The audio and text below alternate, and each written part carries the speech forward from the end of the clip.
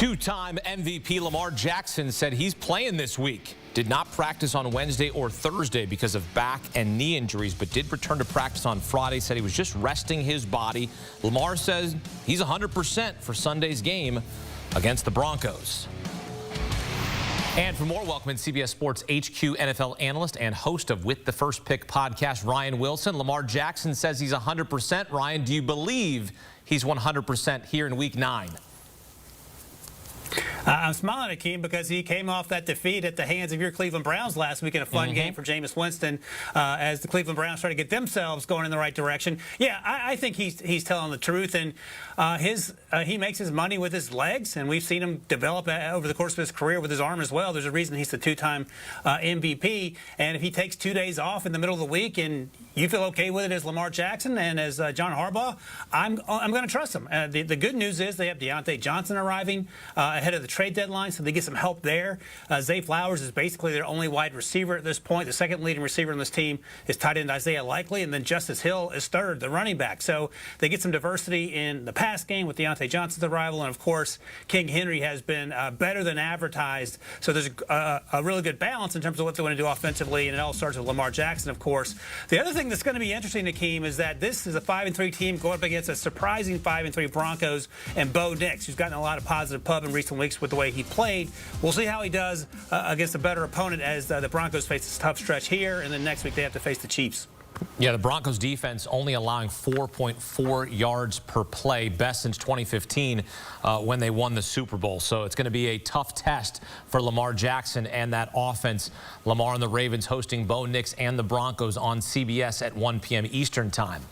Jordan Love is not 100%, but he's trending towards playing in Sunday's massive NFC North showdown against the Lions. Love has been bothered by injuries all season. Sprained his MCL in Week 1. Then from Week 2 through Week 4, he was dealing with a shoulder injury. Last week, exited with a groin injury. He said, "I definitely want to play.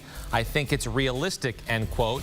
Ryan, we've seen backup Malik Willis fill in admirably this season, but what would it mean for Green Bay if Love is not able to play in this monster game against Detroit? Yeah, monster game is a great way to describe it. Battle number 1 and number 2 in that division, and Detroit's been special for much of the season. But I think if you're thinking long-term, I might lean towards Malik Willis here only because of the litany of injuries you talked about there, Akeem. And a groin injury isn't one that goes away in a couple days or even a couple of weeks, and he's going to need to use his legs in this game for sure if you're Jordan Love. Malik Willis has been 2-0 as a starter in Green Bay, and he's been a pleasant surprise after sort of fizzling out in Tennessee, where he was drafted as a third-round pick in a draft class of quarterbacks that have been mostly disappointing. Malik has stood out. I think a lot of credit goes to him, and also Matt LaFleur, and also the balance that this offense has, and perhaps most importantly, that defense has been generating turnovers, starting with Xavier McKinney, the safety. Now, look, again, you're playing the Detroit Lions, and they're hitting on all cylinders, but I think if you're thinking long-term, one game isn't going to decide your season, and I don't know if you want to risk Jordan Love, is where I'm getting to, especially given how well Malik Willis has played. I would lean towards Malik Willis if Jordan Love isn't more than 85 or 90% ready to go. All right, there you have it. Maybe sit Jordan Love and go with Malik Willis to try to grind out something against Detroit. From a battle in the NFC North to the wide-open NFC West, the Rams are hoping they'll have wide receiver Puka Nacua for their game against the Seahawks. Nacua banged his injured knee on the ground during practice on Thursday, had to leave practice. However, head coach Sean McVay said there wasn't anything structurally wrong. Also said he would not bet against Nacua playing. Meantime, Seahawks receiver DK Metcalf will miss his second consecutive game because of an MCL sprain, while tight end Noah Fant is out with a groin injury. Both teams still in division hunt. LA has won 2 straight games since starting the season 1-4, while Seattle's going the other way, losing 4 of their past 5 since starting the season 3-0. Ryan, you look at the standings right now. What do you make of the NFC West, and what are your expectations for Sunday's division showdown between the Rams and Seahawks, who are both a little banged up?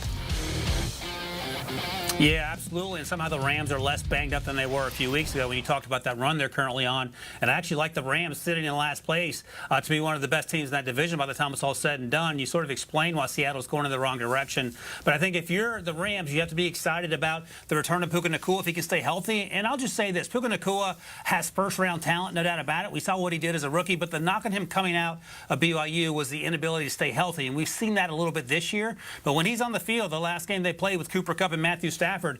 That offense was humming, and we know what they can do in the run game with Kyron Williams and Sean McVay dialing up the plays. And the other thing I'll point to, even if they're a little banged up offensively, Akeem, on defense, they have some dudes on the front seven, first and second year players. Jared Verser, first round pick, is one of the top 10 guys in pressures. Last year's third round pick, Byron Young, is one of the top 15 guys in terms of generating pressure, and they've gotten after it week in and week out. So that gives you a little lift on the other side of the ball if the offense isn't humming. But the offense looked great last week. In terms of the Seattle Seahawks, you talked about the injuries, starting with DK Metcalf, and that defense has absolutely struggled. Mike McDonald hasn't gotten the most out of that group just yet. Coming over from Baltimore, we had so much success, and I don't know if there's an immediate fix, in part because they may not have the personnel, in part because of injury. So I like the Rams to get hot and perhaps stay hot and find their way to the top of this division by the time it's all said and done. Rams have won 5 of the last 7 meetings between the two teams. Ryan Wilson here on CBS Sports HQ getting us set for this weekend in Week 9. And here's a look at a few other notable injury designations.